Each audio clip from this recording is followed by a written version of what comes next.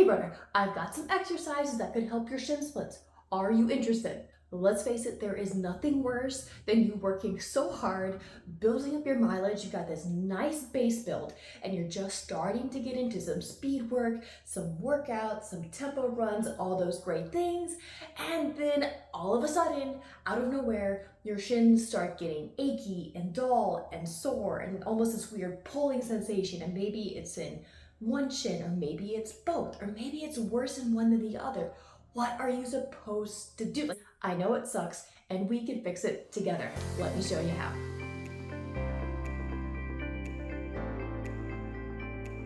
So it comes with a little catch, okay? I'm gonna hop right into the exercises. I'm gonna show you exactly what they are that I use with clients, with runners in the clinic. I'm a physical therapist, so I see patients there.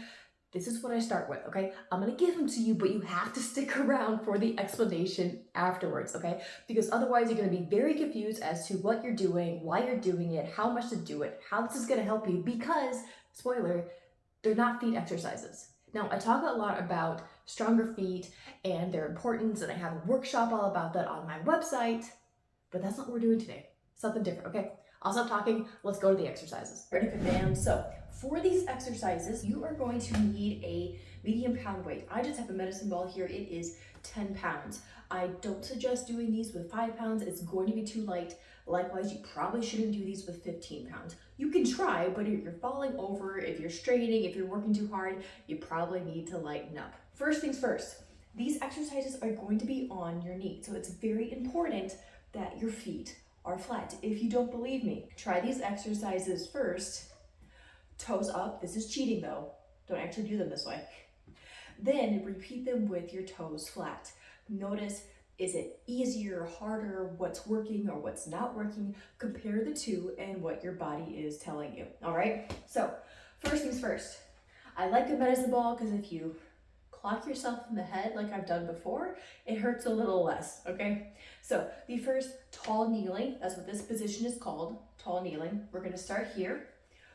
Firmly hold onto your weight. It could be a dumbbell, hold on to both ends of it, whatever you have. Could even be a weight plate, that's also okay.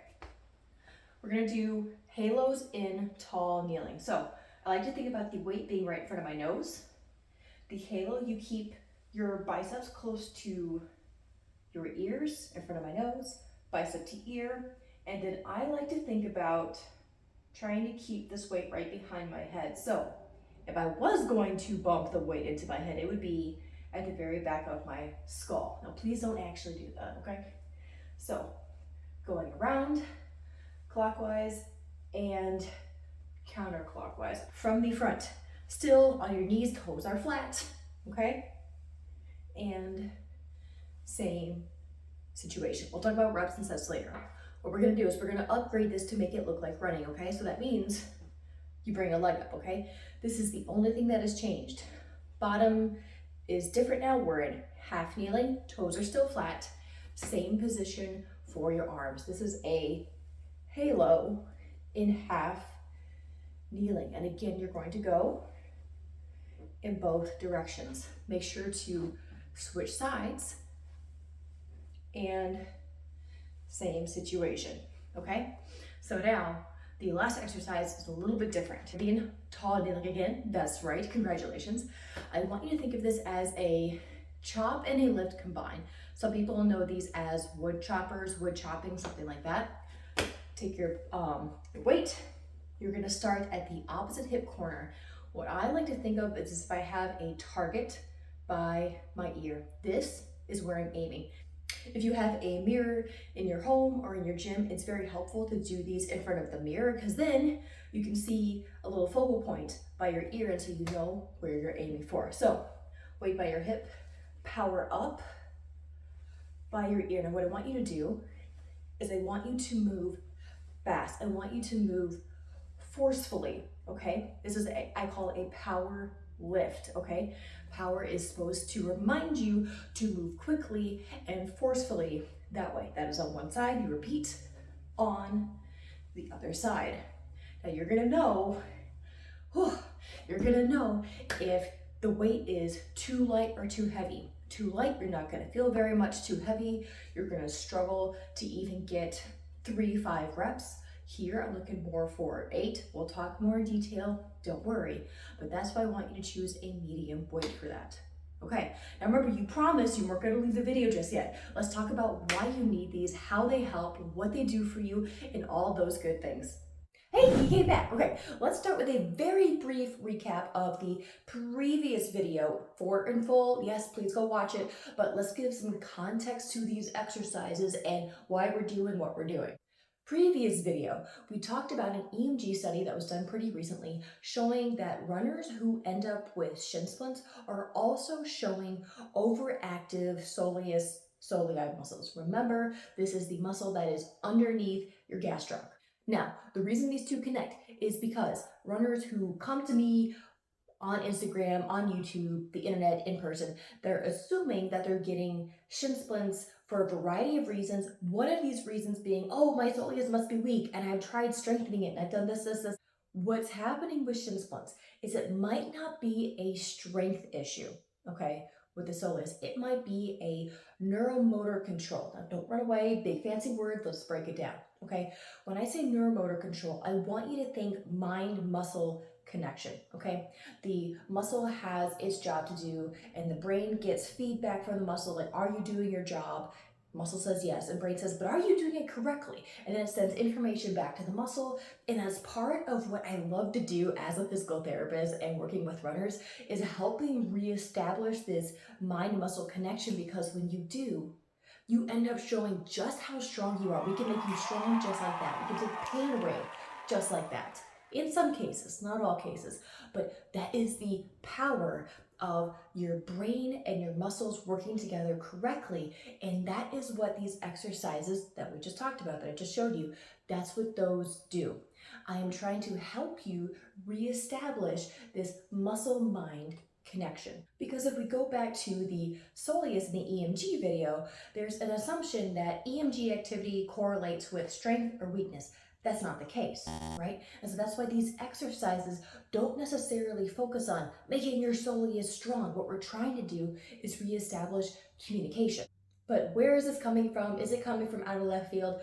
No, it's not. So kind of merging the recap with what we're doing today is that with that EMG study, it showed the soleus was overactive, okay? Overactive does not mean strong, it does not mean weak. It means the volume, the ability to turn on the muscle, the amount that is getting recruited to do the amount of work it is too high. So that is why with all those exercises I showed you, you're on your knees. What I'm trying to do is I'm trying to turn down the muscle on your soleus so it doesn't have to work as hard, because somewhere, somehow, up the body chain, it's teammates, whatever teammates those are. Maybe it's glutes, maybe it's hamstrings, it could be a variety of things, but someone up the kinetic chain is not pulling their weight. It's like a group project, my favorite analogy, okay?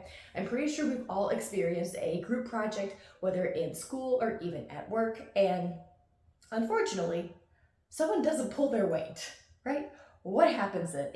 The other 4 members out of 5 of the team, they have to pick up for the slacker, okay? Now, in this case with shin splints, what's happening and what these exercises are doing is they're taking away the one group member of the team project, right?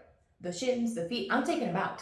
I'm taking the overachiever out of the equation, so the other group members have to figure out how to survive, how to fire, how to work together without the one who's been getting all the work done, one where everything's being dumped on. Does that start to make sense? And that's kind of what I love about these exercises, is that we start with no feet, no shins whatsoever, right? You're in that tall kneeling position, okay? And gradually we wake everything up, we get everybody talking together, and then we slowly introduce one foot back into the equation. And even then your foot's not doing a whole lot, right? Because your toes are flat, right? That back foot is flat, right? You're not cheating, okay?